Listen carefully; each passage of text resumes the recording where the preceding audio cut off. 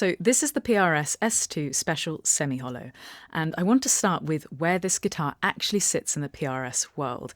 It lives in a very specific lane. The S2 line exists so PRS can make American, Maryland-built guitars without the insane labour intensity of the very top-end models. So the construction is slightly more streamlined. Things like a scarf neck joint instead of a single carved piece, and an asymmetric bevel carve instead of a violin carve. That's fewer steps, fewer hours, but the same design thinking, and that's why this guitar can exist at this price point at all. It's not a cheap PRS, it's a deliberately efficient PRS, and that's why I think this guitar is such a good workhorse. PRS can sometimes feel like collector instruments, but this one feels built to be used. And when I first looked at the controls, I'll be honest, I felt a little bit overwhelmed. I wondered how many of these options I'd actually use, because on paper, it looks like a lot. Position 1, switch down, treble humbucker. Position 1, coil tap, because this other one wouldn't work, would it? Construction-wise, it's semi-hollow, mahogany back with a single F-hole, maple top, asymmetric bevel carve, and I really like the air in this guitar. The carve and the F-hole just give this subtle acoustic resonance, and it feels alive without being unruly. It's lighter, comfortable to hold, and finished in modern nitro. Not 1950s chemistry, but it will wear. I feel like nitro just lets the guitar breathe more. And the neck is what PRS calls pattern regular, but in my language it's just a really comfortable medium C. It's not a baseball bat, but it's not too skinny. It doesn't fight you. And the 25-inch scale, not 25.5, just takes a little tension out of the strings. 22 frets, 10-inch radius, rosewood fingerboard. Electronics are really the core identity of this guitar. Humbucker, narrow field, humbucker. You've got 5815 LT pickups in the neck and bridge. They're vintage leaning but clear, not aggressive. And then the narrow field in the middle is the anchor. It's not a Strat pickup. It's not a mini humbucker. It's more mid-focused, quieter, and really usable. Position 2, treble humbucker, middle, narrow field.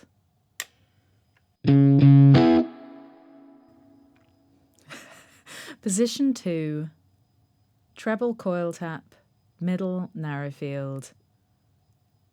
But then if I've got both. Position 3, treble humbucker, bass humbucker. Position 3, treble coil tap, bass humbucker.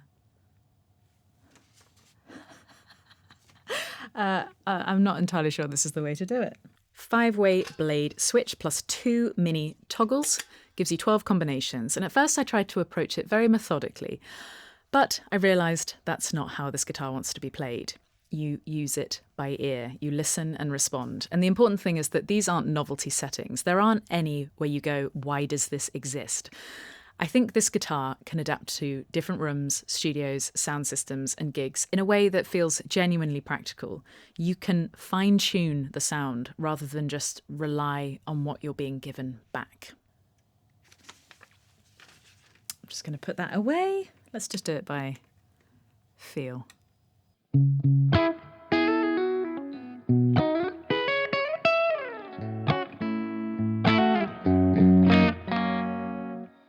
So this ties into something I'm just trying to solve. Acoustic guitar feels complete to me when I'm singing to it. Solo electric can be a little harder to feel right without a band. And I've got this song I don't want to play on acoustic. And that's just simply because of the riff and where it reaches to. So I kind of need this cutaway and this neck length to be able to play it. And the more time I spend with the guitar, the more I understand PRS. They sort of design for a very specific type of musician, someone focused on sound, consistency, and real-world use. So that's my demo, but now I'm actually going to try and record this song for my songbook sessions with this guitar. Let's see how it goes. The guitar is just running directly into my amp and then through the aux box. So I've just tried to get it as sort of neutral sounding so you really hear the guitar as possible. Okay.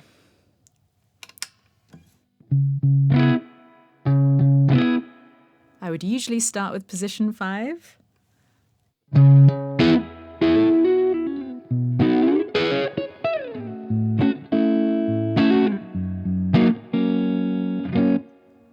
Maybe it's a bit bassy.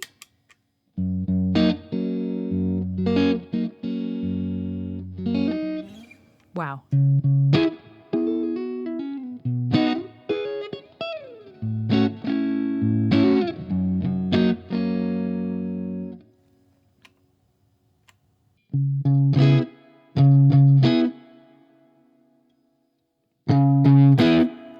Ooh.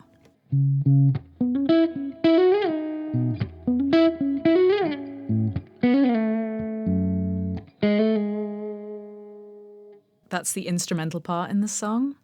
So the main riff, I feel like this is already close, isn't it?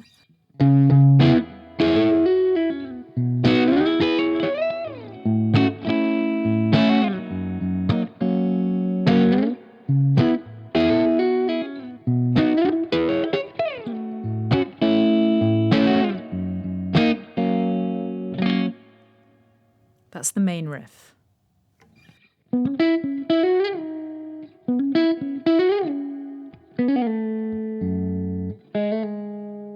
And then that's like a little instrumental just before a spoken word part. And then I do my classic bass line.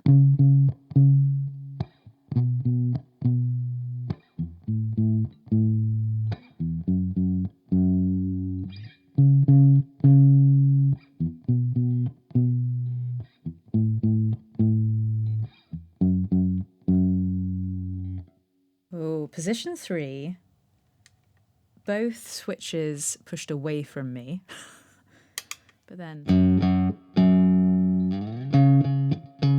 Oh, that's so airy.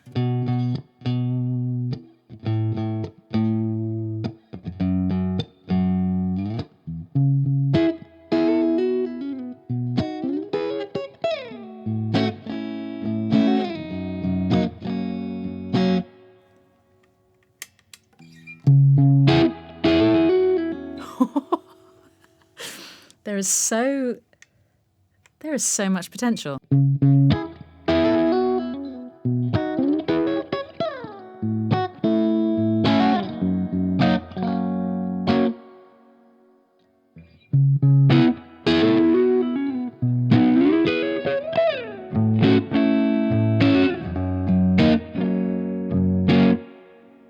If you hear a particular tone you like, just timestamp in the comments, because then I might use that as feedback, you know?